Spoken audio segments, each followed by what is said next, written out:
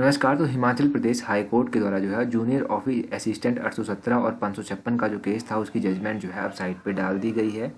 अब देखो ये जजमेंट साइट पे डाल दी गई है तो बच्चों को ना बहुत कन्फ्यूज़न हो रहा है कि क्या इसमें कहा गया है, पोस्टें कम होंगी नहीं होंगी। उस सारे को लेकर जो है हम इस वीडियो में बात करते हैं। अब देखो वैसे तो ये बहुत बड़ी जो है जजमेंट है, 133 पेजेस की ये जजमेंट है टोटल।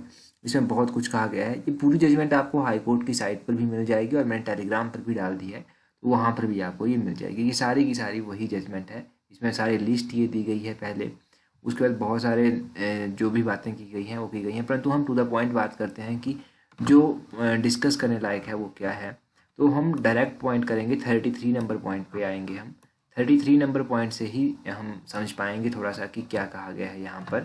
देखिए 33 नंबर पॉइंट ये है आपका यहाँ पर।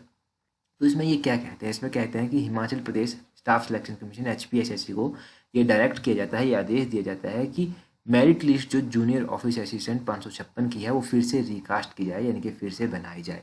और ये जो मेरिट लिस्ट बनाई जाएगी वह उस हिसाब से बनाई जाए जैसे जूनियर ऑफिस असिस्टेंट 447 की बनाई गई थी।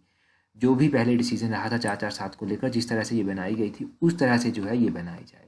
और इन्होंने कहा है कि जूनियर ऑफिस असिस्टेंट 556 के लिए जो पहले इन्होंने लागू किया था कि हायर क्वालिफिकेशन के बच्चे जो हैं वो इन एलिजिबल होंगे, वो जजमेंट जो है वो कोर्ट की थी, तो इसीलिए इन्होंने कहा है कि उनको जो है वो ऑलरेडी इन एलिजिबल ठहरा दिया गया है जो हायर क्वालिफिकेशन के हैं। तो हायर क्वालिफिकेशन के क्या है, इन एलिजिबल है।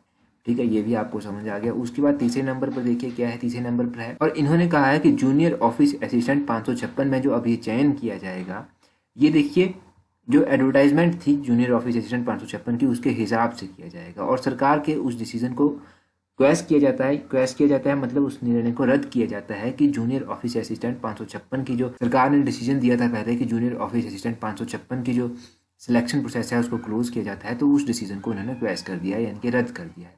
मतलब ये हुआ कि 556 का जो अब ये इन्होंने बताया है कि जो 556 की नई मेरिट लिस्ट बनेगी वो पूरी पोस्टों के हिसाब से ही बनेगी, जहाँ तक समझ आ रहा है।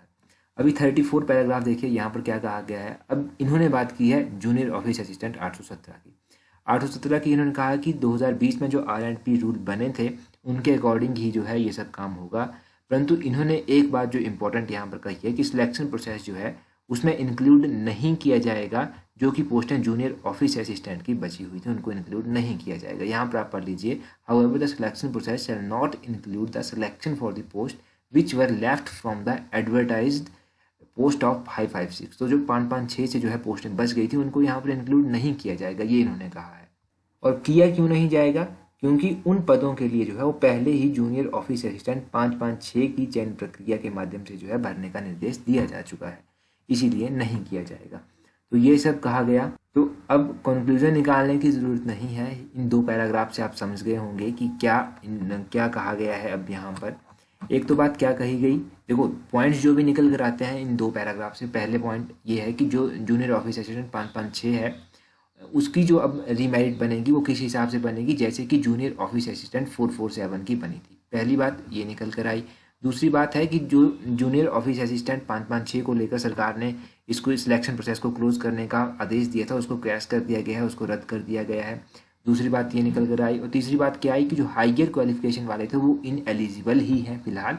तो तीसरी बात ये निकल कर आई। और चौथी बात क्या निकल कर आई, चौथी बात ये निकल कर आई कि जो R&P rule 2000 junior office assistant 817 के लिए बने हैं वही R&P रूल रहेंगे।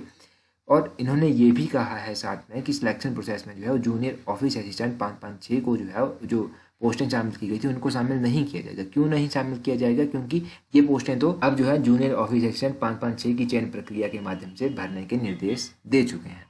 तो ये सब यहाँ पर आया। तो मुझे तो देखो आपको जो भी अगर यहाँ पर डाउट हो तो आप कमेंट करके बता सकते हैं।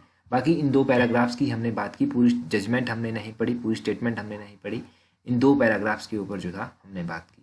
तो होपफुली अब आपको यहाँ से कुछ समझ आया होगा कि क्या था। अब देखो काफ़ी बच्चों को कन्फ्यूज़न क्या था कि 817 के सभी को उम्मीद थी कि सिलेक्शन हो जाएगी, और दूसरा ये था कि 556 वाले भी अब थोड़ा सा परेशान हो सकते हैं। देखो परेशान होने की बात ये है कि जब फिर से रीमेरिट होगी, फिर से रीमेरिट बनेगी तो सभी को जो है वो सभी के मन में एक बेचैनी तो ज़रूर होगी कि अब किस हिसाब से बनेगी, क्या होगा क्या नहीं होगा, क्योंकि अभी इसकी प्रोसेस भी शायद से चलेगी, क्या क्या होगा क्या क्या नहीं होगा वो देखना होगा। और जूनियर ऑफिस असिस्टेंट 817 की जो टाइपिंग है वो तो रिज्यूम कर दी जाएगी। किस हिसाब से की जाती है ये भी अब देखते हैं कि क्या क्या किया जाता है।